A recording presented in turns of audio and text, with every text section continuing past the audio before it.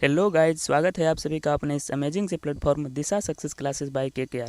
जैसा कि आप सभी थंबनेल के माध्यम से देख लिए होंगे कि आज हम पढ़ने वाले हैं बिहार बोर्ड 10th मैट्रिक परीक्षा 2026। वो भी सब्जेक्टिव पढ़ने वाले हैं रासायनिक अभिक्रिया एवं समीकरण, जिसे अंग्रेजी में केमिकल रिएक्शंस एंड इक्वेशंस कहते हैं।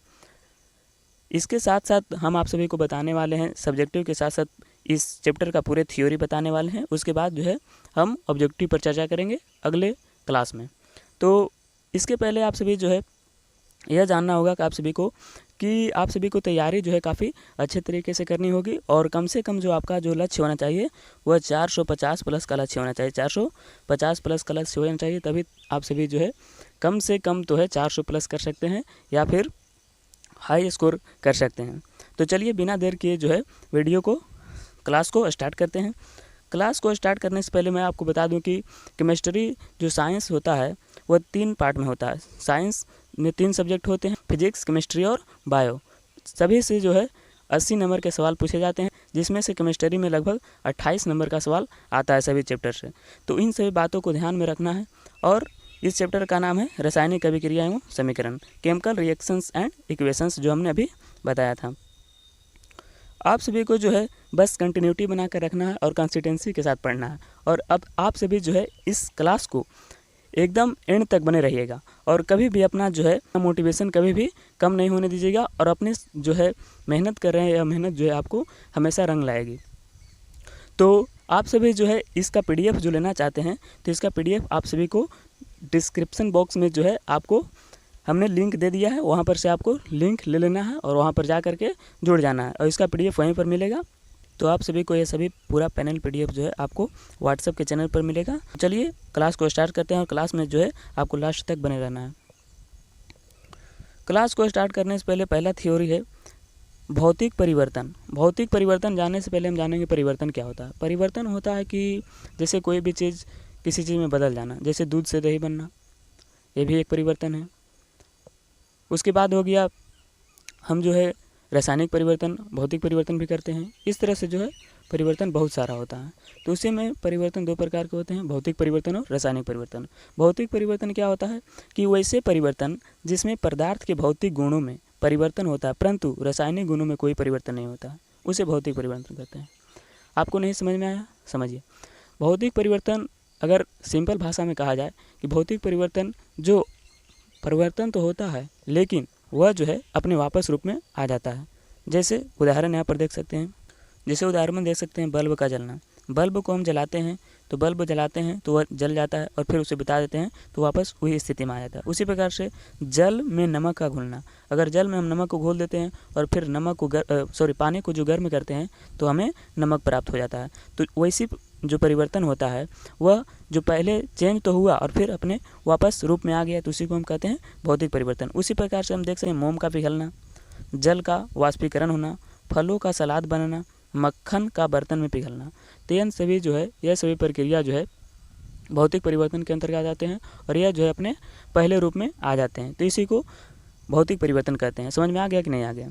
तो इसी तरह से आप सभी जो है समझते रहिएगा। और आगे है रासायनिक परिवर्तन। रासायनिक परिवर्तन क्या होता है कि वैसा परिवर्तन जो अपने वास्तविक रूप को छोड़कर दूसरे रूप में बदल जाता है और वो अपने वास्तविक रूप में नहीं आता है, यानी पहले जिसमें था और उसमें वापस ना आ पाए, तो उसी को हम रासायनिक परिवर्तन कहते हैं। यहाँ पर देख सकते हैं कि वह परिवर्तन जिसमें पदार्थ के रासायनिक गुणों में परिवर्तन होता है परंतु भौतिक गुणों में कोई परिवर्तन नहीं होता है, उसे रासायनिक परिवर्तन कहते हैं। जिसमें भौतिक गुणों में परिवर्तन होगा और रासायनिक गुणों में परिवर्तन नहीं होगा, उसी को हम रासायनिक परिवर्तन कहते हैं। यहाँ पर उदाहरण देख सकते हैं सभी का जो है आप सभी के लिए इतना बेस्ट तरीके से उदाहरण लेकर आए हैं फिगर के साथ, ताकि आपको समझने में कोई भी दिक्कत ना हो। और यह जो है आप सभी को काफ़ी समझ में आ जाएगा और आपको दिमाग में छप जाएगा। कहता है कि दूध से दही बनना, लोहे पर जंग लगना, आयरन तथा सल्फर के आयन, लकड़ी और कागज़ का जलना। तो अगर हम दूध से दही बनाते हैं तो क्या वो वापस आ जाएगा? क्या वो रासायनिक परिवर्तन दूध से दही बनाने के बाद वो पहले जैसे दूध में आ जाएगा? नहीं। तो यह हो गया रासायनिक परिवर्तन। उसी प्रकार से लोहे पर जंग लगना, अगर लोहे पर जंग लग जाता है तो क्या वो वापस आ जाएगा अपने रूप में? नहीं। तो यह क्या हो गया? यह हो गया रासायनिक परिवर्तन। उसी प्रकार से अब जानते हैं भौतिक परिवर्तन और रासायनिक परिवर्तन में अंतर। भौतिक परिवर्तन और रासायनिक परिवर्तन में अंतर क्या होता है? तो भौतिक परिवर्तन और रासायनिक परिवर्तन में जो है, जो हमने अभी कॉन्सेप्ट बताया उसी को आपको फॉलो कर लेना है। कहता है कि पदार्थ के केवल भौतिक गुणों जैसे अवस्था, आकार आदि में परिवर्तन होता है। भौतिक परिवर्तन में क्या होता है कि इसमें अवस्था और आकार बदल जाता है। जैसे मोम का पिघलना, मोम का पिघलेगा तो क्या होगा, वह तो जो खड़ा था वो पिघल कर नीचे पसर जाएगा, तो क्या होगा कि वह जो है उसकी अवस्था में परिवर्तन हो जाएगा, आकार में परिवर्तन हो जाएगा। उसी प्रकार से इस परिवर्तन में बनने वाले पदार्थ का रासायनिक गुणों तथा संगठन में प्रारंभिक पदार्थ की पूर्णतः भिन्न होता है। यानी इसमें अगर पहले जो था उसमें अगर पहले दूध था तो दही बन जाएगा, और यह जो है वापस दही में नहीं आएगा। तो यही जो है भौतिक परिवर्तन है और रासायनिक परिवर्तन। दूसरा कह रहा है यह परिवर्तन अस्थायी होता है। यह परिवर्तन अस्थायी मतलब इसे जो है पहले जिसमें था उसमें लाया जा सकता है, और लेकिन यह परिवर्तन जो है अस्थायी होता है। इस तीसरा दिया गया है कि इसमें नए पदार्थ का निर्माण नहीं होता है। इसमें क्या होता है कि भौतिक परिवर्तन में नए पदार्थ का निर्माण नहीं होता है। क्यों नहीं होता है? क्योंकि जो हमने पहले बनाया था वह उसको वापस लाया जा सकता है, लेकिन उसको कुछ देर के लिए नया पदार्थ बनाया जा सकता है। इसमें क्या है कि इसमें नए पदार्थ का निर्माण होता है। इसमें जो है नए पदार्थ का निर्माण होता है। उसी प्रकार से चौथा कह रहा है कि इसमें पुनः प्रारंभिक पदार्थ प्राप्त हो सकता है। इसमें क्या हो सकता है, हमने बताया था कि इसमें जो है जो हमने पहले बनाया था वह वापस आ सकता है। जैसे जल का नमक में घुलना, अगर नमक पानी को हम गर्म कर दिए तो क्या हो जाएगा, वो अपने वापस रूप में आ जाएगा। तो यह जो है भौतिक परिवर्तन के अंतर्गत आता है। इसी में कह रहा है इसमें क्या होगा कि जो एक बार बन गया वह बना ही रहेगा। तो भौतिक परिवर्तन रासायनिक परिवर्तन समझ में आ गया। इसमें क्या होता है, भौतिक परिवर्तन में कोई भी चीज़ अगर बन गया तो वह वापस आ जाएगा। दूसरा, रासायनिक परिवर्तन में बन गया कोई चीज़ तो इसमें वापस नहीं आएगा। एग्जाम्पल के लिए जैसे मोम का पिघलना भौतिक परिवर्तन हो गया। रासायनिक परिवर्तन हो गया कि तुम्हारा हो गया दूध से दही बनना, लोहे में जंग लगना, ये सब जो है रासायनिक परिवर्तन है। अगर दूसरा पूछ दिया जाए कि भौतिक परिवर्तन में कौन आएगा, तो भौतिक परिवर्तन जो होता है अस्थायी परिवर्तन। अस्थायी मतलब क्या होता है कि जिसको जो है स्थिर नहीं रह सकता है, यह कभी जो है बदलते रहता है। और रासायनिक परिवर्तन हो जाएगा अस्थायी परिवर्तन। भौतिक परिवर्तन में कोई भी नया पदार्थ का निर्माण नहीं होगा, बस उसी में उलटफेर होते रहता है। रासायनिक परिवर्तन में क्या होगा कि एक नए पदार्थ का निर्माण करेगा, जो पहले था उसे एकदम चेंज कर देगा। इसी प्रकार से फिर इसमें हो जाएगा कि इसमें कोई भी चीज़ को पुनः प्राप्त कर सकते हैं, लेकिन इसमें जो है रासायनिक परिवर्तन में पुनः प्राप्त नहीं कर सकते हैं। तो मैं आशा करता हूं कि आप सभी को जो है भौतिक और रासायनिक परिवर्तन समझ में आया होगा। अगर आप सभी को क्लास जो अच्छा लग रहा होगा तो एक बार लाइक करके, और चैनल पर नए हैं तो चैनल को सब्सक्राइब कर लीजिएगा। सभी को हमेशा कंटेंट मिलता रहे, और इस तरह से पढ़ने के लिए हमसे जुड़ सकते हैं। अब जो है 10वां के मेन टॉपिक पर चढ़ते हैं। वो तो बेसिक था। अब 10वां के मेन टॉपिक है अभिकारक। अभिकारक, जैसा कि आप सभी अभिकारक का नाम सुने होंगे। अभिकारक उसे कहते हैं जो रासायनिक अभिक्रिया में भाग लेता है। वहीं पर लिखा है कि ऐसा पदार्थ जो रासायनिक अभिक्रिया में हिस्सा लेता है या भाग लेता है उसे अभिकारक कहते हैं। जैसे Na यानी सोडियम हो गया, मैग्नीशियम हो गया, क्लोरीन हो गया और ऑक्सीजन हो गया, ये सब जो है रासायनिक अभिक्रिया में भाग लेगा। कैसे भाग लेगा वो आगे बताएंगे। तो अभिकारक समझ में आ गया। सिंपल सी बात है, जो रासायनिक अभिक्रिया में भाग लेता है उसे अभिकारक कहते हैं। जैसे खिलाड़ी किसे कहते हैं, जो खेल में भाग लेता है वो खिलाड़ी हो गया। तो इसी प्रकार से अभिकारक क्या है, तो ऐसे पदार्थ जो किसी रासायनिक अभिक्रिया में भाग लेता है उसे अभिकारक कहते हैं। तो आप सभी जो है समझ पा रहे होंगे। अब वही बात जो है उत्पाद में। उत्पाद क्या होता है कि ऐसे पदार्थ जिनका निर्माण रासायनिक अभिक्रिया में होता है उन्हें उत्पाद कहते हैं। ये सब छोड़ो, यह समझो कि उत्पाद जो कहते हैं जो रासायनिक अभिक्रिया के फलस्वरूप जो नए पदार्थ का निर्माण होता है उसे उत्पाद कहते हैं। क्या होता है कि जब खिलाड़ी खेल में भाग लेता है तो भाग तो ले लेता है, तो वो अभिकारक मतलब वो खिलाड़ी हो गया। जब खेल को जीत लेता है और उसका जो हम कह सकते हैं कि विनर बन जाता है, कप उप मिल जाता है, तो क्या हो गया, उत्पाद हो गया। उसका मतलब उसका जो है मेहनत का फल मिल गया। उसी प्रकार से जो है इसमें है कि उत्पाद जो होता है कि ऐसे पदार्थ जिनका निर्माण रासायनिक अभिक्रिया के बाद होता है, यानी अभिक्रिया के बाद होता है, तो इसी को हम उत्पाद कहते हैं। जैसे NaCl, magnesium oxide, carbon dioxide. तो आई होप जो है इन सभी बातों को आप सभी समझ पा रहे होंगे। तो अभिकारक का उत्पाद समझ में आ गया। अभिकारक क्या होता है कि ऐसे पदार्थ जो किसी रासायनिक अभिक्रिया में भाग लेगा और उत्पाद क्या होता है कि ऐसे पदार्थ जिनका निर्माण रासायनिक अभिक्रिया में आने कह सकते हैं कि रासायनिक अभिक्रिया के फलस्वरूप जिस पदार्थ का निर्माण होता है उसे हम उत्पाद कहते हैं। अब समझते हैं कि रासायनिक अभिक्रिया होता क्या है, जिसे केमिकल इक्वेशंस कह सकते हैं। कहता है कि जब दो या दो से अधिक पदार्थ आपस में मिलकर कोई नया पदार्थ बनाते हैं, कोई भी दो पदार्थ मिल गया और वह जो है मिलकर एक नया पदार्थ बनाते हैं और इस नए पदार्थ के भौतिक व रासायनिक गुण पहले वाले पदार्थ से भिन्न होते हैं, तो इसे रासायनिक अभिक्रिया यानी केमिकल इक्वेशन कहते हैं, केमिकल रिएक्शन कहते हैं। तो इसमें कहा कि जब दो या दो से अधिक पदार्थ आपस में मिलकर कोई नया पदार्थ बनाते हैं और उसमें जो नया पदार्थ बनता है जो पहले से था उस पदार्थ से बिल्कुल अलग हो जाता है, तो उसी को हम रासायनिक अभिक्रिया कहते हैं। जैसे हाइड्रोजन को हम ऑक्सीजन से मिलाते हैं तो क्या बन गया, हाइड्रोजन ऑक्साइड बन गया, यानी हाइड्रोजन को ऑक्सीजन से मिलाएं तो वह हाइड्रोजन ऑक्साइड बन गया, यानी जल बन गया। तो यहाँ पर क्या हुआ कि जल तो बना, लेकिन यह जो हाइड्रोजन था और ऑक्सीजन था ये दोनों ये क्या है, जल से पूरा अलग है। तो यही बताने का प्रयास कर रहा है रासायनिक अभिक्रिया कि जब दो या दो से अधिक पदार्थ मिलकर कोई नया पदार्थ बनाता है तो पहले वाले पदार्थ से वह पदार्थ जो है बिल्कुल भिन्न हो जाता है, तो इसी को हम रासायनिक अभिक्रिया कहते हैं। इसको हम ऐसे समझ सकते हैं, जैसे हमने क्या बनाते हैं, हम लोग शरबत बनाते हैं तो उसमें शरबत बनाने के लिए हम उसमें थोड़ा पानी डालते हैं और चीनी डालते हैं और दोनों चीनी और पानी को मिला देते हैं तो क्या बन गया, शरबत बन गया। तो उसी प्रकार से इसमें कहा गया है कि जो शरबत बना तो जो चीनी और पानी था वो बिल्कुल अलग हो गया, यानी वह जो है उसका गुण खत्म हो गया और बन गया क्या, शरबत। तो उसी प्रकार से यहाँ कह रहा है कि जो हाइड्रोजन मिला और ऑक्सीजन मिला तो बन गया जल, और जल जो है बनने के बाद वह क्या हुआ कि हाइड्रोजन और ऑक्सीजन को वह छोड़ दिया, वह पता नहीं चल रहा है कि किधर है। तो उसी प्रकार से होता है रासायनिक अभिक्रिया। तो रासायनिक अभिक्रिया समझ में आ गया होगा कि जब दो या दो से अधिक पदार्थ मिलकर एक नए पदार्थ का निर्माण करते हैं तो उसे हम रासायनिक अभिक्रिया कहते हैं, जिसका गुण जो है पहले के गुण से अलग होता है। तो हम उदाहरण के द्वारा समझा दिए कि आई होप जो इस बातों को समझ पा रहे होंगे।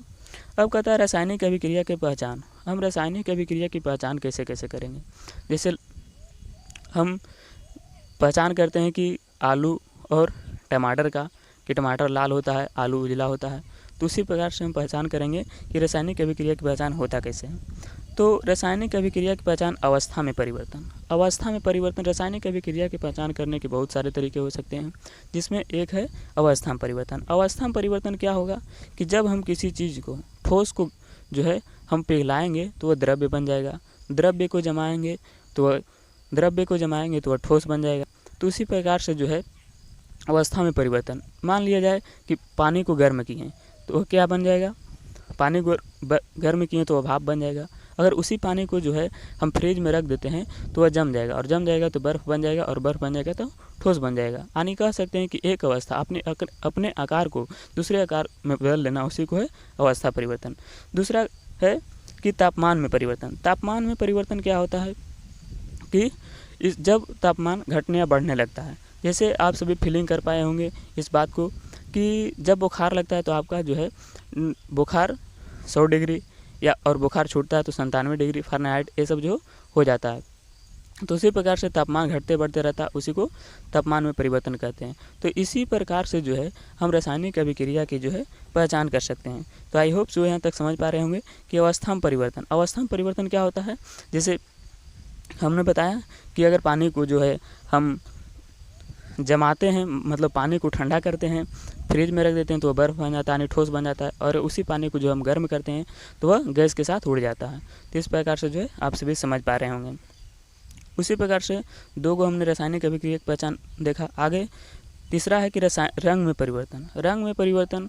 तो आप सभी जानते होंगे कि रंग में चेंज हो जाएगा, अगर उसमें जो है रंग में चेंज हो जाएगा कुछ भी, जैसे उजला है तो काला होना, ये भी रासायनिक अभिक्रिया की एक पहचान है। काला से ब्लू होना, ये भी रासायनिक अभिक्रिया की एक पहचान है। तो कुछ भी जो है जितना भी जो ये सब चीज़ें हैं ये रासायनिक अभिक्रिया के अंतर्गत आती हैं। चौथा है गैस का निकलना यानी गैस का लीक होना। जैसे इस तरह से आग भी लहर रहा है और ऊपर में गैस भी, कार्बन मोनोऑक्साइड निकल रहा है। तो ये सब जो है क्या है, रासायनिक अभिक्रिया की पहचान कर सकते हैं इन सभी बातों से। तो आई होप जो है रासायनिक अभिक्रिया की पहचान इन सभी बातों से आप सभी समझ सकते हैं। पाँचवा है कि किसी गंध का निकलना। रासायनिक अभिक्रिया की पहचान में हम पाँचवा देखते हैं कि किसी गंध का निकलना। किसी गंध का निकलना, जैसे कोई भी चीज़ खाना को ढेर देर तक छोड़ देते हैं तो उसमें जो है अलग से स्मेल आने लगती है, अलग से स्मेल आने लगती है। तो ये क्या हो गया, रासायनिक अभिक्रिया की पहचान कर सकते हैं। अब लास्ट है अवक्षेप का बनना यानी प्रिसिपिटेट।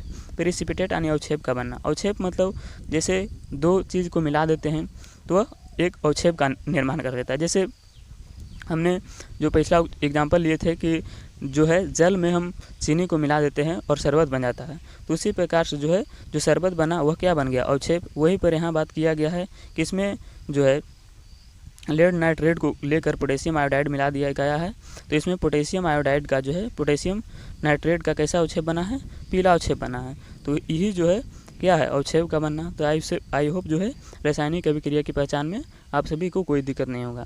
रासायनिक अभिक्रिया की पहचान में कौन कौन से आते हैं, पहला आते हैं अवस्था में परिवर्तन, अवस्था में परिवर्तन। दूसरा तापमान में परिवर्तन, अवस्था में परिवर्तन जो अपना आकार बदल लेगा। तापमान में परिवर्तन जो है तापमान घटते बढ़ते रहेगा। रंग में परिवर्तन, जो कभी कलर लाल था तो ब्लू हो गया, काला है तो उजला हो गया। गैस का निकलना यानी धुएं के साथ अन्य चीज़ों को गैस का निकलना। उसी प्रकार से किसी गंध का निकलना और अवक्षेप का बनना। तो यहाँ तक जो है आप सभी को कोई दिक्कत नहीं हुआ होगा। अब है दैनिक जीवन में होने वाली रासायनिक अभिक्रियाएँ। दैनिक जीवन मतलब हमारे जीवन के साथ जो हर एक पल, हर एक घंटे, हर रोज़ होती हैं, तो यही जो है रासायनिक अभिक्रिया जो है उनसे जुड़ा हुआ है। तो पहला है भोजन का पाचन। भोजन का पाचन भी एक रासायनिक अभिक्रिया है जो हमें रोज़ होती है। जो हम सब खाना खाते हैं तो यह जो है इस तरह से मुंह से आता है और यहाँ पर आमाशय के साथ जाता है, बड़ी या छोटी आंत में पचने के बाद यहाँ गुदा द्वारा बाहर हो जाता है। तो इन सभी बातों को इस तरह से आप सभी इस फिगर को देखकर समझ सकते हैं। आपको समझने में बिल्कुल भी कठिनाई नहीं होगी, इसलिए मैंने आप सभी के लिए इस फिगर का जो है हमने आपको दिया है। तो आई होप जो इन सभी बातों को समझ ले होंगे। तो दैनिक जीवन में होने वाले रासायनिक अभिक्रियाएँ हैं, पहला भोजन का पाचन। ऐसी रासायनिक अभिक्रियाएँ बहुत सारी होती रहती है, आगे देखते हैं। दूसरा है लोहे पर जंग लगना। लोहे पर जंग लगना भी क्या है, एक दैनिक जीवन में जो रासायनिक अभिक्रिया होती है। अगर तुम खुले जो है लोहा को खुले हवा में छोड़ दीजिए तो वह जो है कमज़ोर लोहा रहेगा तो 4-5 दिन में धर लेगा, और उसी अगर बढ़िया बरियार मजबूत रड रहेगा तो वह लगभग आपको 1 से 2 महीना ले लेगा। तो यह जो है पहला था कि भोजन का पचना, दूसरा लोहे पर जंग लगना। तीसरा है दही का बनना। दही का बनना भी एक रासायनिक अभिक्रिया है। इस तरह से दही का बनना, जब दूध में जो है हल्का जो है मट्ठा डाल दिया जाता है तो वह क्या बन जाता है, दही बन जाता है।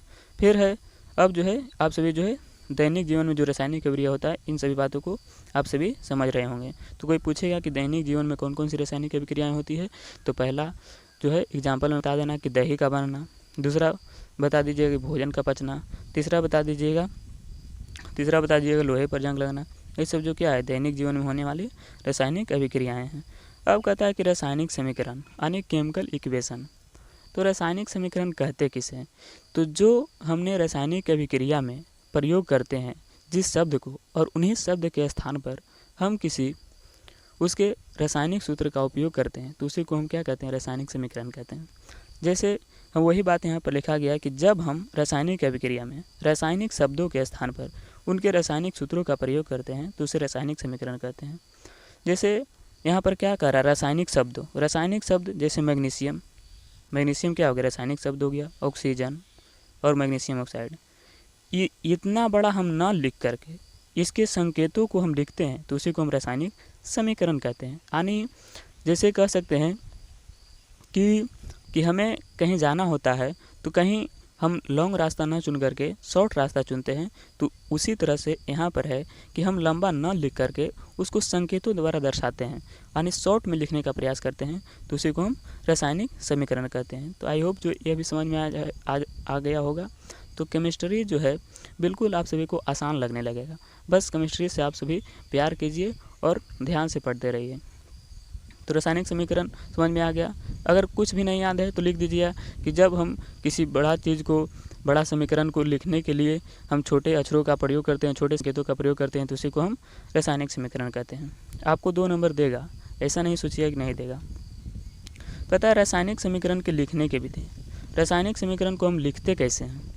हालांकि ये तो क्वेश्चन अभी तक पूछा नहीं गया है, लेकिन आप सभी को ज्ञान के लिए, नॉलेज के लिए जानना बहुत ज़रूरी है। कहता है रासायनिक समीकरण को लिखने की विधि क्या है? तो पहला है कि अभिकारकों और उत्पादों के बीच तीर का निशान लगाते हैं। अभिकारकों और उत्पादों के बीच, अभिकारक कौन हो गया? जो रासायनिक अभिक्रिया में भाग लिया, और उत्पाद कौन हो गया? जो बना। तो इसके बीच जो है यहाँ पर तीर का निशान लगाया जाता है। तो इसी बीच जब तीर का निशान लगाते हैं तो उसे हम रासायनिक, तो यह जो है पहला नियम हो गया रासायनिक समीकरण के लिखने का। दूसरा क्या कहता है कि तीर के बाईं ओर LHS अभिकारकों और दाईं ओर RHS उत्पादों को लिखा जाता है। यानी इस तरफ जो होता है LHS जो होता है ये क्या होता है? अभिकारक होता है, और इस तरफ जो होता है उत्पाद होता है। तो वही बात यहाँ पर कहा गया है कि LHS में बाईं ओर अभिकारक होता है, और जब भी अभिकारक होगा बाईं ओर होगा और दाईं ओर उत्पाद होगा। तो ये सब जो है रासायनिक समीकरण को लिखने की विधियाँ हैं। अगला देखते हैं, तीसरा क्या कहता है कि अभिकारकों को अणु सूत्रों के बीच धनात्मक का निशान लगाते हैं। यानी यहाँ पर दो या दो से अधिक चीज़ लिखते हैं तो हम प्लस का चिन्ह लगाते हैं। प्लस का हम जब भी प्लस का लगाएंगे, माइनस का कभी नहीं लगाएंगे। चौथा क्या कहता है? चौथा पॉइंट में देखा गया है और कहता है और इसी प्रकार उत्पादों के बीच भी धनात्मक, और उत्पाद में भी जब दो या दो से अधिक उत्पाद बनने लगते हैं तो उसमें भी जो है हम क्या करते हैं? उसमें भी धनात्मक चिन्ह लगाते हैं। चौथा पॉइंट कह रहा है कि तीर का सिरा यानी head of point of arrow, यानी तीर का सिरा जो है उत्पाद की तरफ होता है, जो कि अभिक्रिया की दिशा को दर्शाता है। तीर का हमेशा जो सिरा होगा वह हमेशा उत्पाद की तरफ होगा, यानी इस तरफ जो है हमेशा क्या होगा? इस तरफ जो है उत्पाद का सिरा दर्शाएगा। यानी तीर जिस तरफ ई निशान होगा जिस तरफ, उसी तरफ जो है उत्पाद का दिशा दर्शाएगा। तो आई होप जो रासायनिक समीकरण को लिखने की विधि आप सभी, मैं आशा करता हूं कि आप सभी जो है यह समझ पाए होंगे। तो कोई पूछेगा कि रासायनिक समीकरण की लिखने की विधि कौन कौन सी है? तो रासायनिक समीकरण को लिखने की विधि है कि पहला जो है अभिकारक जो होता है, जो रासायनिक अभिक्रिया में भाग लेता है वो अभिकारक, और जो बनता है उत्पाद होता है। अभिकारक को हम LHS की ओर लिखते हैं, उत्पाद को हम RHS की ओर लिखते हैं। अभिकारक को दर्शाने के लिए दो या दो से उसमें धनात्मक का चिन्ह देते हैं, और उसी प्रकार से जब जो उत्पाद बनता है तो उसमें भी 2 से 3 वर्ड रहते हैं तो उसमें भी धनात्मक का चिन्ह देते हैं। और जब हम इन दोनों के बीच अभिक्रिया कराते हैं तो बीच में तीर का निशान देते हैं। तीर का निशान हमें यह बताता है कि यह जो है अभिकारक नहीं, उत्पाद का जो है उत्पाद बना है। तो यह जो है आप सभी समझ पाए होंगे छोटा सा। तो अभी तक जो है आप सभी वीडियो को लाइक नहीं किया है तो एक बार लाइक ज़रूर कर दीजिएगा, और चैनल पर नए हैं तो चैनल को सब्सक्राइब कर लीजिएगा, और इस तरह का कंटेंट आप सभी को मिलता रहेगा।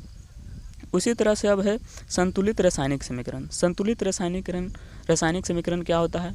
Balance chemical equation. कहता है संतुलित रासायनिक समीकरण हम उसे कहते हैं जब दोनों ओर, रासायनिक समीकरण के दोनों ओर यानी अभिकारक और उत्पाद के दोनों तरफ जो होता है परमाणुओं और अणुओं की संख्या समान होती है, तो उसी को हम संतुलित रासायनिक समीकरण कहते हैं। जैसे अगर हम तराजू पर किसी पर तौलते हैं तो एक तरफ जो है आधा किलो और एक तरफ 1 किलो रखते हैं तो वह संतुलित नहीं हो पाता है। अगर वहीं पर 1 किलो कोई वस्तु और दूसरी तरफ भी 1 किलो वस्तु रख देते हैं और दोनों बराबर हो जाता है तो उसी को हम संतुलित रासायनिक समीकरण कहते हैं। और इस तरह जो है दोनों बराबर हो जाता है, यानी किसी भी चीज़ को बैलेंस करना यानी संतुलित करना ही क्या कहलाता है? संतुलित रासायनिक समीकरण कहलाता है। तो यही बात जो है यहाँ पर लिखा गया है कि ऐसी रासायनिक समीकरण जिसके दोनों पक्ष हों, बाएँ हो या दाएँ हों, प्रत्येक तत्वों के परमाणुओं की संख्या बराबर होती है, संतुलित रासायनिक समीकरण कहलाती है। जो हमने बताया वही लिख देना है, वही समझ लेना है और कुछ नहीं। जैसे हम फॉर एग्जांपल 2H2 + O2 यानी 2H2, यहाँ पर क्या बन गया? इधर भी बराबर है और इधर भी बराबर है, इधर 4 हाइड्रोजन, इधर भी 4 हाइड्रोजन, इधर भी 2 ऑक्सीजन, इधर भी 2 ऑक्सीजन, तो क्या हो गया? संतुलित हो गया। उसी प्रकार से carbon plus oxygen carbon dioxide बन गया। तो कार्बन क्या हो गया?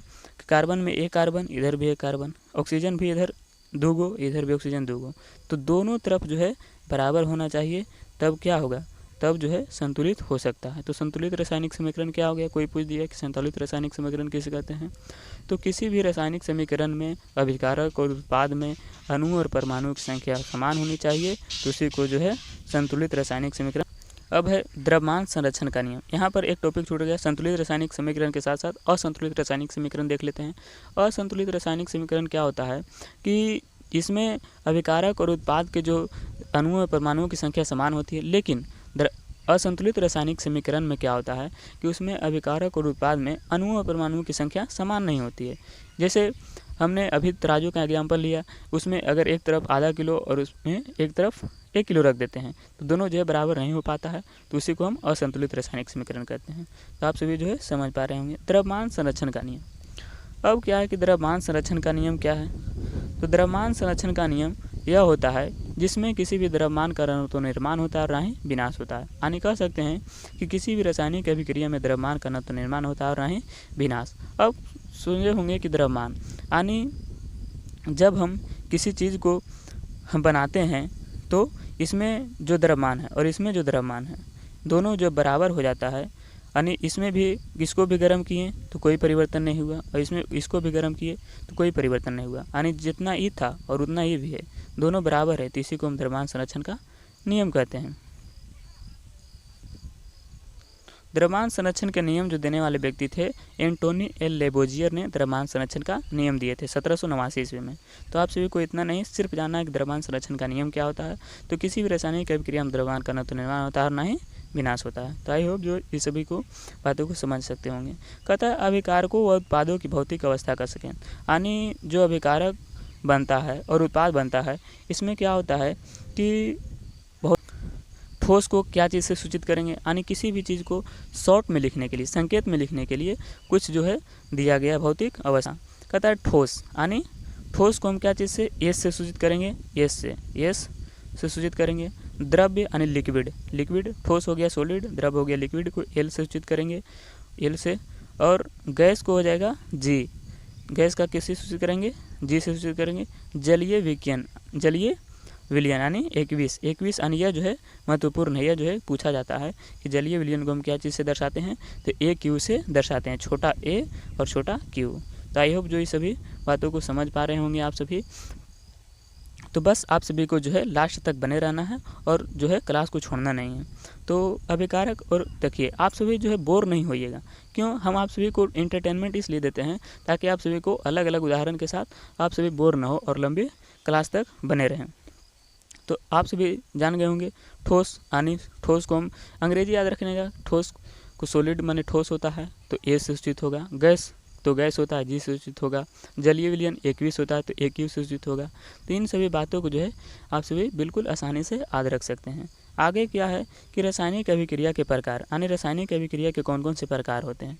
रासायनिक अभिक्रिया कितने प्रकार के होते हैं, तो रासायनिक अभिक्रिया बेसिकली 4 प्रकार के होते हैं। पहला होता है संयोजन अभिक्रिया, वियोजन अभिक्रिया, एकल विस्थापन अभिक्रिया और द्विविस्थापन अभिक्रिया। तो एक एक करके हम सभी को पढ़ने वाले हैं। संयोजन अभिक्रिया क्या होता है कि जब 2 या 2 से अधिक पदार्थ मिलकर एक नए पदार्थ का निर्माण कर लेता है, संयोजन अभिक्रिया कहलाता है। यहाँ पर वही बात लिखा गया है कि इस अभिक्रिया में 2 या 2 से अधिक अभिकारक मिलकर एक नए पदार्थ बनाते हैं तो उसे संयोजन अभिक्रिया कहते हैं। जैसे हमने आप सभी को पहले एग्जाम्पल में दिया था कि जल में हम चीनी मिला देते हैं तो शरबत बन जाता है। उसी प्रकार से हम यहाँ पर दिया गया है कार्बन प्लस ऑक्सीजन यानी कार्बन डाइऑक्साइड। हाइड्रोजन और ऑक्सीजन जब मिलता है तो क्या बनाता है, जल बनाता है, यानी हाइड्रोजन और ऑक्सीजन। तो इन सभी बातों को जो है आप सभी को ध्यान रखना है। तो संयोजन अभिक्रिया समझ में आ गया, यानी कॉम्बिनेशन रिएक्शन। तो संयोजन अभिक्रिया सिंपल सी बात है कि 2 या 2 से अधिक जो है अभिकारक मिल जाएगा और उत्पाद का निर्माण कर लेगा तो उसी को हम संयोजन अभिक्रिया कहते हैं। इसी ठीक विपरीत होता है वियोजन अभिक्रिया। वियोजन को हम अपघटन अभिक्रिया भी कहते हैं, यानी डीकम्पोजिशन रिएक्शन। डीकम्पोजिशन रिएक्शन क्या होता है कि इस अभिक्रिया में एक अभिकारक टूट करके, यानी इसमें जो एक बना हुआ था वह टूट करके 2 भागों में बट गया तो उसी को हम वियोजन अभिक्रिया कहते हैं। जैसे हमने शरबत बनाया था और उसी शरबत को जब हम गर्म करते हैं तो चीनी अलग बन जाता है, चीनी जो है सूख जाता है और चीनी जो हमें प्राप्त हो जाता है और पानी जो है सूख जाता है, तो दोनों अलग हो जाता है। तो इसी प्रकार से हम किसी चीज़ को तोड़ देते हैं तो तोड़ देना ही क्या कहलाता है, वियोजन कहलाता है, यानी टूटना। तो सिंपल सी बात है कि इस अभिक्रिया में एक अभिकारक टूट कर से 2 या 2 से अधिक उत्पाद बनाते हैं। जैसे कार्बन डाइऑक्साइड को तोड़ दिए तो कार्बन अलग हो गया और ऑक्सीजन अलग हो गया। उसी प्रकार से जो है H2O में जब हम H2 अलग हो जाएगा और ऑक्सीजन अलग हो जाएगा तो यह जो है इन सभी जो है सिर्फ टूटेगा। तो संयोजन और वियोजन समझ में आ गया। संयोजन में क्या होगा कि जुटेगा, हाइड्रोजन और ऑक्सीजन जुट गया तो जल बन गया। वियोजन में क्या हो गया कि जल टूट गया तो हाइड्रोजन और ऑक्सीजन बन गया। तो आई होप जो है संयोजन और वियोजन अभिक्रिया में कोई दिक्कत नहीं हो गया, कोई दिक्कत नहीं होगा। तो यहाँ तक जो है आप सभी समझ पा रहे होंगे। आगे देखते हैं रासायनिक अभिक्रियाओं के प्रकार, जो हमने 2 को देख लिया। अब तीसरा है विस्थापन अभिक्रिया। विस्थापन अभिक्रिया को एकल विस्थापन अभिक्रिया भी कहते हैं। विस्थापन अभिक्रिया क्या करता है कि यह जो है एक अपने स्थान को छोड़कर दूसरे स्थान ले लेता है।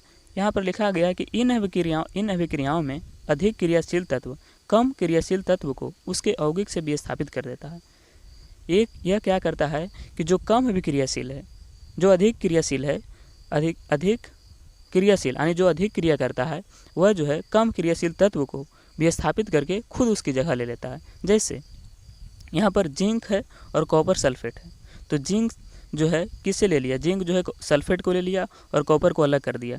तो यह क्या है, यह जो है विस्थापित कर रहा है, यह जो है एक दूसरे को जो है विस्थापित कर रहा है, क्योंकि जिंक जो है कॉपर से अधिक अभिक्रियाशील है, कॉपर से जिंक अधिक अभिक्रियाशील है, जो है अपने जगह को वहाँ यह जो है जिंक को सल्फेट से अपने ले लिया और कॉपर को अलग कर दिया। तो यह जो क्या है विस्थापन अभिक्रिया हो गया। तो आप सभी समझ पा रहे होंगे। इसका एग्जाम्पल हम अपनी भाषा में देते हैं। जैसे कोई भी चीज़ को हम कुछ दिन तक रख दिए और वह जो है, जैसे मान लिया घर बनाए और घर में जो है कुछ एक दीवार ख़राब हो गया, और ख़राब हो गया तो उसको क्या किया जाता है, उसको जो है हटा करके उसको दूसरा जोड़ दिया जाता है। तो क्या हो गया कि जो कमज़ोर था उसको हटा दिया गया और जो है नया उसको जोड़ दिया गया। तो उसी प्रकार से यहाँ पर होता है कि कमज़ोर वाला को हटा दिया जाता है और जो है खुद उसकी जगह ले लेता है जो मजबूत वाला होता है। तो वही प्रकार से है विस्थापन अभिक्रिया कि इन अभिक्रियाओं में अधिक क्रियाशील तत्व कम अभिक्रियाशील तत्व को विस्थापित कर देता है और उसका जगह ले लेता है, यौगिक को विस्थापित कर देता है। तो आई होप जो है विस्थापन अभिक्रिया भी समझ चुके होंगे। द्विविस्थापन अभिक्रिया क्या होता है? द्विविस्थापन अभिक्रिया इसमें क्या होता है कि जब 2 या 2 से अधिक पदार्थ अपने आयनों की अदला बदली करके 2 नए यौगिकों का निर्माण करते हैं, उसे द्विविस्थापन अभिक्रिया कहते हैं। 2 या 2 से अधिक पदार्थ जब मिलता है और अपने आयनों की अदला बदली करता है और नए जो है पदार्थ का निर्माण कर लेता है। जैसे बेरियम क्लोराइड सोडियम सल्फेट से मिला तो बेरियम सल्फेट और सोडियम क्लोराइड बना लिया। तो क्या हो गया कि यहाँ बेरियम जो है बेरियम सल्फेट से मिल गया और क्लोरीन जो है सोडियम क्लोरीन से मिल गया, यानी अपने आयनों की सिर्फ जो है अदला बदली किया और नए पदार्थ का निर्माण कर लिया, नए पदार्थ का निर्माण कर लिया। तो द्विविस्थापन अभिक्रिया हम उसे कहते हैं जो 2 या 2 से अधिक यौगिक मिलते हैं और अपने आयनों को अदल बदल करके एक नए उत्पाद का निर्माण कर लेते हैं। तो उसी को हम द्विविस्थापन अभिक्रिया कहते हैं। तो विस्थापन और द्विविस्थापन समझ में आ गया। विस्थापन क्या होता है कि जो कमज़ोर होता है उसको छोड़ देता है और अपना जगह ले लेता है, उसके जगह पर चला जाता है। और द्विविस्थापन क्या होता है कि अपने आयनों की अदला बदली कर लेता है और जो है नए उत्पाद का निर्माण कर लेता है। तो यहाँ तक जो है आप सभी समझ गए होंगे। कहता है कि वियोजन अभिक्रियाएं। अब कहता है वियोजन अभिक्रिया भी जो होता है 3 प्रकार के होता है। वियोजन अभिक्रिया कितने प्रकार के होते हैं? 3 प्रकार के होते हैं। पहला होता है उष्मीय वियोजन, विद्युतीय वियोजन, प्रकाशीय वियोजन। कहता है कि उष्मीय वियोजन क्या होता है कि जब वियोजन की अभिक्रिया ऊष्मा के द्वारा कराई जाती है तो उसे हम उष्मीय वियोजन कहते हैं। जैसे कैल्शियम कार्बोनेट पर हम ऊष्मा दिए तो क्या बन गया? कैल्शियम ऑक्साइड और कार्बन डाइऑक्साइड। यानी यह जो है आपको सब समझ लेना है कि जब जो वियोजन अभिक्रिया ऊष्मा के द्वारा कराया जाएगा उसमें वियोजन। उसी प्रकार से कहता है विद्युतीय वियोजन क्या होता है? तो जब वियोजन अभिक्रिया विद्युत धारा के द्वारा कराई जाती है तो उसे हम विद्युतीय वियोजन कहते हैं। जैसे जल में हम 2H2 यानी जल में हम विद्युत धारा प्रवाहित करेंगे तो क्या होगा? जो है हाइड्रोजन अलग हो जाएगा और ऑक्सीजन अलग हो जाएगा। उसी प्रकार से है प्रकाशीय वियोजन। प्रकाशीय वियोजन क्या होता है कि जब हम उसमें प्रकाश के द्वारा वियोजन की क्रिया कराते हैं तो उसे हम प्रकाशीय वियोजन कहते हैं। जैसे 2AgCl यानी सिल्वर क्लोराइड जो है वह जो क्या चीज़ में टूट जाता है? सिल्वर ब्रोमाइड में टूट जाता है। सिल्वर अलग जो है ये अलग होता है। सिल्वर क्लोराइड जो होता है सफ़ेद ग्रे कलर का हो जाता है। सिल्वर क्लोराइड कैसा होता है? सफ़ेद ग्रे कलर का हो जाता है। तो वियोजन अभिक्रियाएँ 3 प्रकार की होती है। पहला होता है उष्मीय वियोजन जो ऊष्मा के द्वारा कराया जाए, विद्युतीय वियोजन जो विद्युत धारा के द्वारा कराई जाए और प्रकाशीय वियोजन जो प्रकाश के द्वारा कराई जाए। तो यह जो है आप सभी समझ पा रहे होंगे। कहता है अब उपचयन। अब थोड़ा सा टॉपिक और है। कहता है उपचयन क्या होता है? किसी पदार्थ में ऑक्सीजन की वृद्धि अथवा हाइड्रोजन की कमी होना ही जो है उपचयन कहलाता है। यानी कोई भी पदार्थ में जब ऑक्सीजन की वृद्धि हो रहा है, ऑक्सीजन बढ़ रहा है तो वह उपचयन की क्रिया होगी। जैसे हम सांस लेना भी एक उपचयन की क्रिया है। सांस लेते हैं तो क्या होता है, ऑक्सीजन लेते हैं, तो वह जो है उपचयन की क्रिया है। उसी प्रकार से जो है कार्बन के साथ ऑक्सीजन मिल रहा है तो कार्बन डाइऑक्साइड बन रहा है। क्यों? क्योंकि यहाँ जो है कार्बन जो है ऑक्सीजन यहाँ पर ज़्यादा है।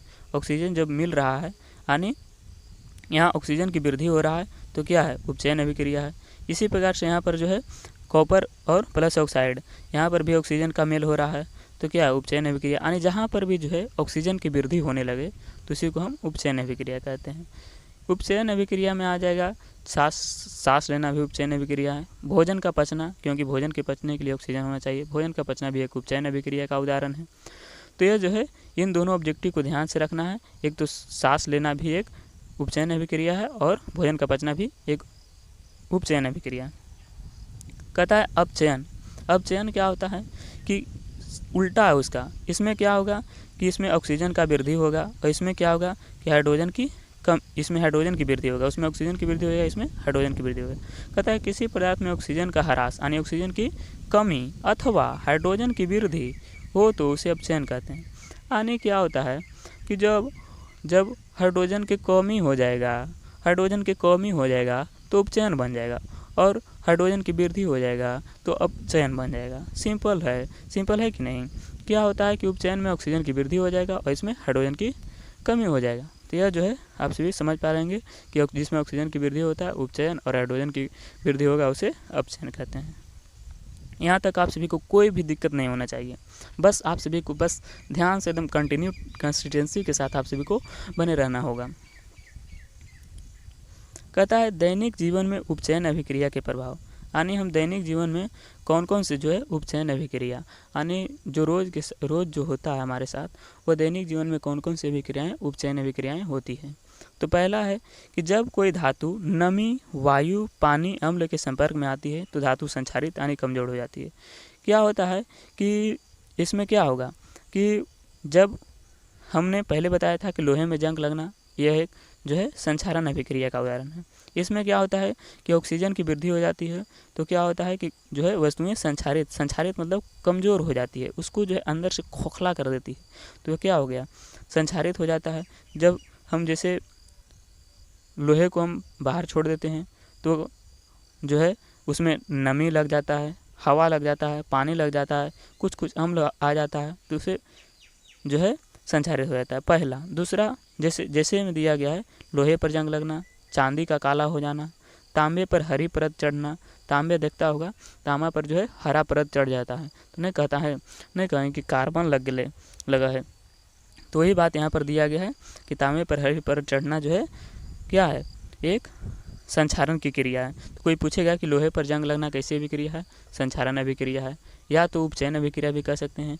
उपचयन के कारण पूछेगा संक्षारण होता कैसे है, तो उपचयन के कारण होता है। अब वही बात यहाँ पर है कि संक्षारण के धातुओं पर पेंट करके मिश्रित धातु बनाकर या अन्य धातुओं की परत चढ़ाकर रोका जाता है। संक्षारण को हम रोक कैसे सकते हैं, तो संक्षारण जब होता है तो उसको देखता होगा कि आप जब केवड़िया में जंग लगने लगता है, केवाड़ में हो गया, तुम्हारा साइकिल में हो गया, ये सब में जब जंग लगने लगता है तो लाते हैं बाज़ार से 40 रुपया के पेंट और धर के रगड़ देते हैं ब्रश करें। तो ये क्या हो गया, संक्षारित से रोकते हैं। जैसे संक्षारित को रोकने के लिए सबसे अच्छा है जिंक जो होता है संक्षारित होने से सुरक्षा प्रदान करता है। जैसा कि आप सभी साइकिल चलाते होंगे तो साइकिल का जो हैंडल होता है, हर चीज़ में साइकिल का हर पार्ट में जंग लग जाएगा, लेकिन हैंडल एक ऐसा चीज़ होता है जिसमें कभी भी बहुत दिनों के बाद जो है हमें जंग लगता है दिखाई देता है, लगता है। तो उसमें क्या होता है कि जिंक की परत चढ़ी रहती है, जिसके कारण जो है वह जो है जंग जल्दी नहीं लग पाता है। तो आई होप यहाँ तक आप सभी समझ पा रहे होंगे। अब कहता है विकृत गंधिता रेनसिडिटी। विकृत गंधिता क्या होता है कि वसा तथा तेल से जो है कोई भी चीज़ बनता है और उसमें बहुत देरी के बाद जब हम सुबह खाना बनाएं, और गर्मी के टाइम में तो और ज़्यादा होता है, सुबह खाना बनाएं और शाम में जब देखते हैं तो उसमें एक अलग प्रकार से जो है स्मेल आ जाती है। जिसने कहता है घर में मम्मी लोग कहती होगी, अरे खाना बासी हो गया छोड़ दे, हेरा नहीं खो। तो ये क्या होता है, विकृत गंधिता होती है। तो उसी प्रकार से यहाँ कहा गया है कि वसा उक्त और तेलीय खाद्य सामग्री वायु के संपर्क में आने पर उपचयित हो जाता है। उपचयित हो जाता है यानी वायु में क्या होता है, ऑक्सीजन। हमने बताया था उपचयित कब होगा, जब ऑक्सीजन आएगा। तो वायु आया, वायु के संपर्क में आया तो उपचयित होगा। उपचयित मतलब ऑक्सीजन की वृद्धि हो रहा है। तो हमने पीछे बताया था कि उपचयित किसे कहते हैं, जिसमें ऑक्सीजन की वृद्धि हो। तो यहाँ पर क्या है, ऑक्सीजन की वृद्धि हो रहा है वायु, तो क्या हो गया, उपचयित आने पर उपचयित हो जाती है, जिससे उसका स्वाद और गंध, जिसके उसका स्वाद जो क्या होता है, गंध जो होता है परिवर्तन होता है, उसके स्वाद और गंध जो होता है परिवर्तन होता है। गंध मतलब अलग से स्मेल आने लगती है और स्वाद मतलब खट्टा हो जाता है। उसी को हम क्या कहते हैं, विकृत गंधीयता कहते हैं। जैसे वसा युक्त खाद्य पदार्थों का खराब होना, वसा युक्त जिसमें वसा होता है वह खाद्य पदार्थ होता है वह खराब हो जाता है। उसी प्रकार से पनीर कुक रखने पर विकृत गंधीयता देने लगती है। पनीर को जब कुक में रखते हैं तो वह क्या होता है, बहुत लंबे समय से रखने से वह जो है एक अलग प्रकार की गंध देने लगती है। तो विकृत गंधीयता समझ में आ गया। जब हम किसी चीज़ को, जो खाद्य पदार्थ को जो तेल उल से छना उना रख देते हैं और वह बहुत देरी के बाद, लगभग 24 घंटा के बाद, वह क्या होता है कि वह अपना जो है स्वाद छोड़ देता है और जो है एक अलग गंध देने लगता है। तो इसी को हम क्या कहते हैं, विकृत गंधीयता कहते हैं। तो आई होप जो इन सभी बातों को आप सभी समझ। अब क्या है कि जब विकृत गंधीयता होता है तो इसे हम रोकते कैसे हैं। अब तो जान गए कि हम जो विकृत गंधीयता होता है इस तरह से होता है। उसी प्रकार से जब विकृत गंधीयता होगा तो इसे रोकेंगे कैसे, इसका भी तो कोई उपाय होगा। जैसे लोहे पर जंग लगा तो उसका भी पेंट करके उपाय है कि उसको रोका जा सकता है। उसी प्रकार से जब विकृत गंधीयता होता है तो उसको रोकेंगे कैसे, इसका भी तो कोई उपाय होना चाहिए। तो कहता है कि पहला, खाद्य पदार्थों को वायुरोधी बर्तन में। अब वायुरोधी क्या होता है, अब यहीं पर जो है बच्चा समझ नहीं पाता है कि वायुरोधी क्या होता है। वायुरोधी मतलब जिसमें वायु जो है संपर्क ना करे। वायुरोधी बर्तन में जिसमें ऑक्सीजन नहीं जाए। जब ऑक्सीजन ही नहीं जाएगा तो उपचयन की क्रिया ही नहीं होगा, और उपचयन की क्रिया ही नहीं होगा तो भोजन विकृत गंधीयता ने खराब नहीं होगा। तो बात सिंपल है कि खाद्य पदार्थों को वायुरोधी बर्तन में आने जिसमें हवा ना जाए। इसी प्रकार से जो है दूसरा कहता है खाने का प्रशीतन। खाने का प्रशीतन क्या होता है मैं आगे बताऊंगा, आप सभी थोड़ा वेट कीजिए, थोड़ा वेट कीजिए, थोड़ा वेट कीजिए। तो वह जो है आप सभी को आगे बताएंगा कि खाने का प्रशीतन क्या होता है। उसके बाद आगे देख लेते हैं, आलू चिप्स की पैकिंग में ऑक्सीजन को निकालकर नाइट्रोजन गैस भर दिया जाता है। आप सभी ऑब्जेक्टिव में एक बात पढ़ा होगा कि चिप्स में कौन सी गैस भरी रहती है, तो नाइट्रोजन। क्यों भरी रहती है, क्योंकि उसमें जब ऑक्सीजन भर देगा, अब ऑक्सीजन भर देगा तो वह एक जगह से दूसरे जगह जाता है, जिसके कारण वह बहुत दूरी तय करती है। और बहुत दूरी तय करने से क्या होता है कि उसमें ऑक्सीजन रहेगा तो वो उपचयित हो जाएगा, उपचयित हो जाएगा तो वह खराब हो जाएगा। इसलिए क्या करता है कि उसमें ऑक्सीजन को निकाल करके नाइट्रोजन गैस जो है भर दिया जाता है, ताकि वह खराब ना हो सके और लंबे समय तक उसका स्वाद बना रहे। हर एक चीज़ में, हर एक प्लास्टिक का सामान जो होता है उसमें नाइट्रोजन गैस भर रहती है। लेकिन इसमें जो है चिप्स की थैली एक महत्वपूर्ण उदाहरण है जो किताबों में दिया रहता है। तो यह जो है आपको बोर्ड में भी ऑब्जेक्टिव जो है पूछा जाएगा कि चिप्स की थैली में कौन सी गैस भरी रहती है, नाइट्रोजन। तो इन सभी बातों को आप सभी को ध्यान रखना है। अब कहता है खाद्य पदार्थों तथा पके भोजन को सीधे सूर्य के प्रकाश के संपर्क से बचाएं। अब खाना बनाए और तुम जो है धूप में रख दिए तो पता चला कि उसका सब गंध और स्वाद क्या हो गया, खराब हो गया। तो उसी जो है क्या होगा कि खाद्य पदार्थों तथा पके भोजन को सीधे सूर्य के प्रकाश के संपर्क से हम उसको हटा लेंगे, हटा करके किसी ठंडी जगह पर उसको, ताकि बढ़िया उसे रह सके, इसको रख देंगे। अब कहता है कि आगे है खाने का प्रशीतन। आ गया ना, खाने का प्रशीतन। खाने का प्रशीतन कैसे करेंगे, प्रशीतन मतलब हुआ कि उसको हल्का हल्का जो है ठंडा मिलना चाहिए, ठंडक मिलना चाहिए हल्का हल्का, ताकि भोजन खराब ना हो। हल्का हल्का ठंडा रखने के लिए उसको फ्रिज में रख सकते हैं, कपड़ा भींजा हुआ कपड़ा को रख सकते हैं।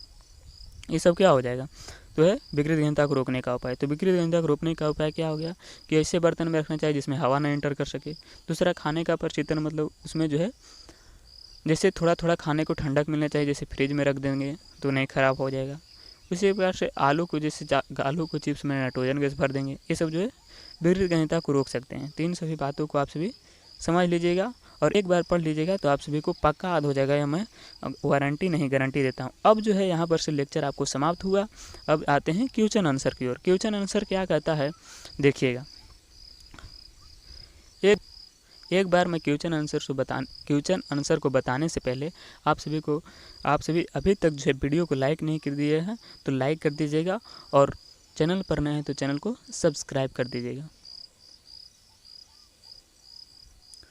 कहता है कि संतुलित रासायनिक समीकरण क्या है, रासायनिक समीकरण को संतुलित करना क्यों आवश्यक है। तो संतुलित रासायनिक समीकरण हमने बताया होगा, एक बार माइंड को जो है बैक ले जाइए और वहाँ पर से आइए कि संतुलित रासायनिक समीकरण क्या होता है। तो जैसे कि हमने बताया था कि जिसमें अभिकारक और उत्पादों के तत्वों की संख्या समान होती है, संतुलित रासायनिक समीकरण कहलाता है। यानी जो है कि जिसमें अभिकारक के जितना परमाणु है, अणु है, उसी प्रकार से उत्पाद के भी उतना ही होना चाहिए, उसे संतुलित रासायनिक समीकरण कहते हैं। तो ये तो हमने जान लिया। वहीं पर यहाँ पर लिखा गया है कि जब अभिकारक और उत्पाद दोनों तरफ प्रत्येक तत्व की परमाणुओं की संख्या समान होती हो, ऐसे समीकरण को संतुलित रासायनिक समीकरण कहते हैं। अब कहता है दूसरा क्वेश्चन, ये जो हो गया पहला क्वेश्चन। इसी में दूसरा क्वेश्चन 2 नंबर में, यह जो है इंपॉर्टेंट क्वेश्चन है, याद रखिएगा। यह जो है बोर्ड के द्वारा पूछा गया है और यह पूछे जाने की संभावना है। कहता है दूसरा है रासायनिक समीकरण संतुलित करना क्यों आवश्यक है।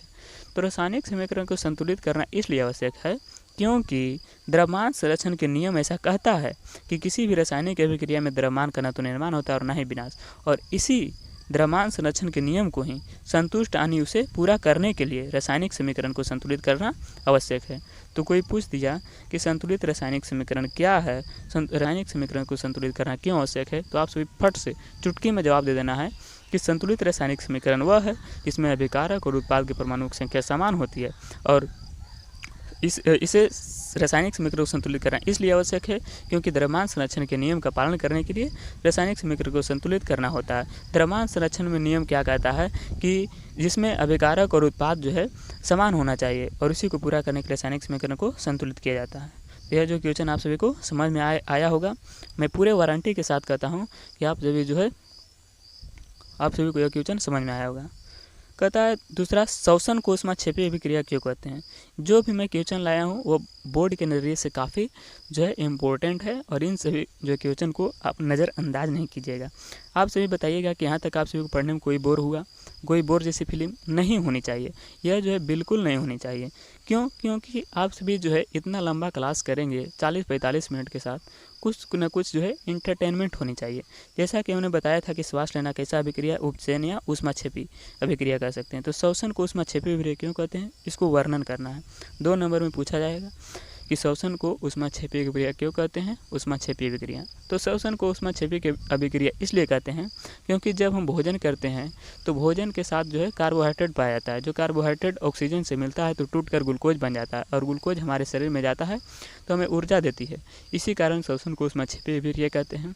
यह जो है हमने आपको परिभाषा में बताया, क्या बताया कि जब हम भोजन करते हैं तो भोजन के साथ जब कार्बोहाइड्रेट रहता है, और कार्बोहाइड्रेट जब ऑक्सीजन से मिलता है तो वह टूट करके ग्लूकोज बन जाता है, और ग्लूकोज जब टूटा है तो हमें ऊर्जा मिलती है। इसी को श्वसन को ऊष्माक्षेपी अभिक्रिया कहते हैं। अब यहाँ पर जो दिया गया है वो क्या दिया गया है, कहता है पाचन क्रिया के समय भोजन हमारे शरीर में उपस्थित ऑक्सीजन के साथ मिलकर ऊर्जा मुक्त करता है। जो हमने बताया कि पाचन क्रिया के समय जब पाचन क्रिया होती है, भोजन हमारे शरीर में उपस्थित ऑक्सीजन के साथ ऑक्सीजन से मिलेगा, ऑक्सीजन से जब मिलेगा तो हमने बताया था कि जब ऑक्सीजन से मिलना उपचयन अभिक्रिया, जब ऑक्सीजन की वृद्धि होगी उपचयन अभिक्रिया होगा। तो वही प्रकार यहाँ पर लिखा गया है कि ऑक्सीजन के साथ मिलकर ऊर्जा उक्त होती है, हमारे शरीर की कोशिकाओं को ऊर्जा मिलती है। जो हमने बताया था कि हमारे शरीर की कोशिकाओं को ऊर्जा मिलती है, अतः श्वसन एक ऊष्माक्षेपी अभिक्रिया है। इसका समीकरण लिख सकते हैं, ग्लूकोज जब ऑक्सीजन से मिलेगा तो कार्बन और जल और ग्लूकोज बनाएगा। तो यहाँ पर से पूछा जाएगा कि जब ग्लूकोज और ऑक्सीजन जब आपस में अभिक्रिया करता है तो क्या बनाता है, तो CO2 H2O और जल बनाता है। तो यह जो है ऑप्शन में आएगा, आप सभी को ध्यान में रखिएगा।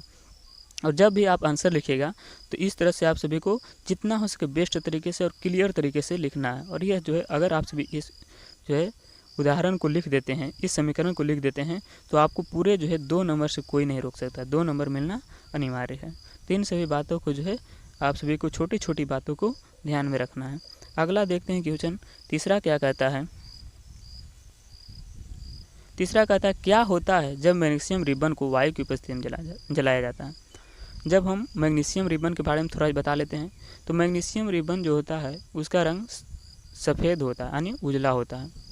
क्या होता है कि यह मैग्नीशियम क्या करता है कि जब वायु के संपर्क में आता है तो यह इस पर एक परत जम जाती है, जिसे मैग्नीशियम ऑक्साइड की परत कहते हैं। और इसी कारण जो है जब इसको जलाते हैं तो यह जल नहीं पाता है। इसीलिए क्या करते हैं कि इसको जब हम लैब में ले जाते हैं जहाँ पर एक्सपेरिमेंट किया जाता है, वहाँ पर इसको मैग्नीशियम जो ऑक्साइड होती है उसको एक श्रेष्ठ पत्र होता है, यानी रेगमाल से रगड़कर साफ़ कर दिया जाता है, और फिर उसे जलाते हैं ताकि अच्छा जो है उसे ऑक्सीजन मिल सके। इसी जो है इसीलिए मैग्नीशियम रिबन को साफ किया जाता है। तो वहीं पर यहाँ लिखा गया है कि क्या होता है जब मैग्नीशियम रिबन को वायु की उपस्थिति में जलाया जाता है तो यह सफ़ेद रंग यानी मैग्नीशियम ऑक्साइड बनाता है। या जब इसको वायु में जलाते हैं तो यह एक सफ़ेद जो है लौ के साथ एक उजला जो है सफ़ेद होती है, इस तरह से होता है। इस तरह से आप देख सकते हैं सफ़ेद चूर्ण बना देता है जब इसको जलाते हैं। तो इतना नहीं, इतना भी लिख दीजिएगा तो आपको जो है नंबर मिल जाएगा। नहीं तो हम पहले बताए कि इसको जो है जब मैग्नीशियम ऑक्सीजन से संपर्क करता है तो मैग्नीशियम ऑक्साइड बना देता है, और मैग्नीशियम ऑक्साइड को हटाने के लिए इसको लैब में एक सरेस पत्र या रेगमाल होता है, उसे साफ कर दिया जाता है ताकि ऑक्सीजन आसानी से संयोग कर सके, इसलिए मैग्नीशियम रिबन को साफ किया जाता है। तो इतना आप लिख दीजिएगा तो कोई नहीं कि आपका नंबर काट सकेगा। अब पचमा कहता है यहाँ पर तीसरा, यहाँ चौथा होना चाहिए, पचमा गलती से कहता है वसा युक्त अथवा तैलीय खाद्य सामग्री को लंबे समय तक रखने के लिए पैकिंग थैली में कौन सी गैस युक्त किया जाता है। हमने पहले भी बताया था कि पैकिंग थैली आ गया यानी नाइट्रोजन गैस। कोई भी थैली में कैसा गैस, उसको लंबे समय तक रखने के लिए नाइट्रोजन गैस, उसमें ऑक्सीजन को निकाल कर। तो कहता है कि थैली से ऑक्सीजन को हटाकर नाइट्रोजन गैस युक्त रख दिया जाता है ताकि उपचयन की क्रिया संभावना खत्म हो सके, यानी जो उपचयन की क्रिया यानी ऑक्सीजन की वृद्धि होती है वह जो है खत्म हो सके और थैली में रखे पदार्थ विकृत गंधिता नहीं हो सके। जैसे उदाहरण है चिप्स की थैली में ऑक्सीजन गैस को निकालकर नाइट्रोजन गैस भर दिया जाता है। तो यह जो है आप समझ पाए होंगे। छठा है कि वसा युक्त तथा तैलीय खाद्य पदार्थ को उपचयन की गति धीमी करने के लिए 2 महत्वपूर्ण उपाय बताइए। यानी जैसे हमने बताया था वसा युक्त या तैलीय पदार्थ कहो या विकृत गंधिता कहो, तीनों बात एक ही हैं। इसमें जो हमने पहले बताया था, आप याद कीजिए वहाँ पर कि हमने क्या बताया था कि वसा युक्त और तैलीय पदार्थ को रोकने का उपाय कि वायुरोधी बर्तन में रखेंगे, फिर उसे फ्रिज में रख सकते हैं प्रशीतन के लिए, फिर उसे जो है प्रकाश से बचा कर रख सकते हैं। तो वहीं पर यहाँ लिखा गया कि वायुरोधी बर्तन में रखने पर उपचयन की गति धीमी हो जाती है। दूसरा, थैली से ऑक्सीजन गैस को हटाकर नाइट्रोजन रख देते हैं तो वो उपचयन की क्रिया संभावना खत्म हो जाती है और जो है हमारा पदार्थ खराब होने से बच जाता है। तो इस प्रकार से जो है आप सभी का जो है आप विकृत गंधिता को बचा सकते हैं, वसा तथा तेल को लंबे समय से खराब होने से बचा सकते हैं। तो क्या है कि वायु में जलने से पहले मैग्नीशियम रिबन को साफ क्यों किया जाता है। जैसा कि हमने थ्योरी में पहले बता दिया था, 2 मिनट 3 मिनट पहले बताया होगा कि जो है मैग्नीशियम रिबन को साफ क्यों किया जाता है। तो हमने बताया था कि मैग्नीशियम जब ऑक्सीजन के संपर्क में आता है तो उस पर एक परत जम जाती है और उसी परत जमने के कारण उस पर एक मैग्नीशियम ऑक्साइड बन जाता है और उसी मैग्नीशियम ऑक्साइड कारण नहीं जल पाता है, इसलिए उसे जो है लैब में ले जाया जाता है, एक्सपेरिमेंट करते हैं। तो उसमें सरेस पत्र या रेगमाल से रगड़ कर पूछेगा कि किससे रगड़ कर साफ किया जाता है, तो सरेस पत्र या रेगमाल से रगड़ कर साफ कर देते हैं और उसमें ऑक्सीजन की जो है आवागमन होने लगती है, जिसके कारण जो है मैग्नीशियम रिबन को साफ किया जाता है वायु में जलाने से पहले। तो ये बात को यहाँ पर लिख दिया होगा। हाँ, तो हमने बता दिया क्या कि इसे जो है वायु में जलाने से पहले मैग्नीशियम रिबन को साफ क्यों किया जाता है। तो हमने जो बताया वही लिख दीजिएगा, आपको कोई भी नंबर नहीं काटेगा। लास्ट क्वेश्चन देखते हैं, सॉरी वो लास्ट नहीं था, एक लास्ट ये है। कहता है कि वियोजन अभिक्रिया के संयोजन अभिक्रिया के विपरीत क्यों कहा जाता है, इन अभिक्रियाओं को समीकरण लिखिए। यानी वियोजन जो है संयोजन अभिक्रिया के विपरीत क्यों है, वह इसलिए है क्योंकि संयोजन में क्या होता है कि 2 पदार्थ मिलकर एक नए पदार्थ का निर्माण करते हैं, और वियोजन में क्या होता है कि एक पदार्थ टूटकर 2 नए पदार्थ का निर्माण करते हैं, इसलिए विपरीत कहा जाता है। उदाहरण देख सकते हैं, जैसे जल का एक पदार्थ है टूटकर 2 में बट गया, क्या हो गया, ये वियोजन हो गया। यानी किसी एक को टूटकर 2 भागों में बटना, और जो 2 को जुड़कर 1 भाग में बटना संयोजन कहला गया। जैसे यहाँ पर 2 को जुड़ गया और जो है 1 बन गया, तो यह जो संयोजन। तो आई होप जो है इस क्लास आप सभी को काफ़ी अच्छा लगा होगा। और एक काम कीजिएगा कि आप सभी इस वीडियो को लाइक करके और कमेंट में बताइएगा कि यह वीडियो जो आप सभी को कैसा लगा।